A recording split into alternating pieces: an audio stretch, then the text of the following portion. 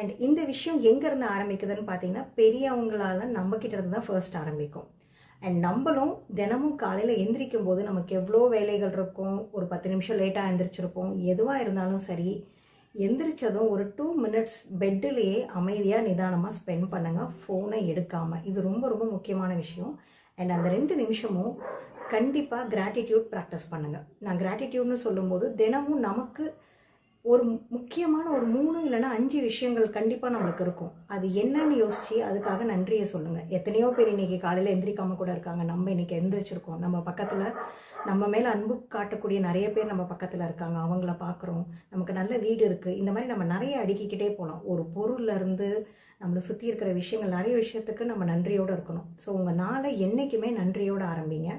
10 நிமிஷம் லேட்டாக எழுந்திரிச்சிட்டிங்க, இன்றைக்கி நிறைய வேலை இருக்குது, எல்லாத்தையும் தூக்கி கொஞ்சம் ஓரமாக வைங்க. தினமுமே இதை கண்டிப்பாக ப்ராக்டிஸ் பண்ணுங்கள். அண்ட் அடுத்த விஷயம், நம்ம பசங்களை நம்ம எப்படி எழுப்புகிறோம் அப்படிங்கிறது. அண்ட் அதை நம்ம எழுப்பும்போது நம்ம முக்கியமாக பண்ணக்கூடிய ஒரு மிகப்பெரிய தப்பு என்னென்னா, நம்ம உறக்க கூப்பிட்டு அவங்க எழுப்புவோம்.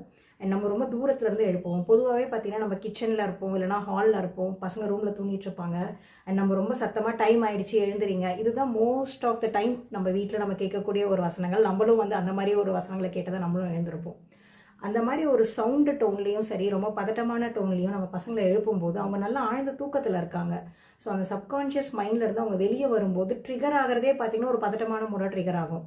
அது அவங்களுக்கு அந்த நாள் ஃபுல்லாக கேரி ஆகும். அவங்களும் இம்பேஷண்ட்டாக இருப்பாங்க, பொறுமை இருக்காது. அந்த பதட்டமும் ஆங்ஸைட்டியும் நாள் ஃபுல்லாக அவங்களுக்கு கண்டினியூ ஆகிட்டே இருக்கும். ஸ்பெஷலி பார்த்திங்கன்னா அவங்க ரெடி ஆகும்போதும் சரி, அவங்களோட மைண்டில் அந்த பிளாக்கே கிளியராக இருக்காது. பட் நம்ம அவங்கள ரஷ்அப் பண்ணிக்கிட்டே இருப்போம்.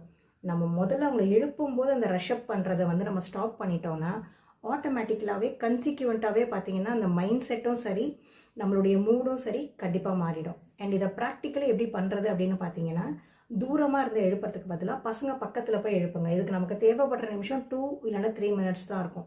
கண்டிப்பாக ஃபாலோ பண்ணுங்கள். ஸோ பசங்க பக்கத்தில் போயிடுங்க. முடிஞ்சால் அவங்கள வருடி கொடுத்து எழுப்புங்க சின்ன பசங்களாக இருக்கும்போது. அண்ட் ஸ்க்ரீன்ஸை தள்ளி விடுங்க. கொஞ்சம் வெளிச்சம், நேச்சுரல் வெளிச்சம் உள்ள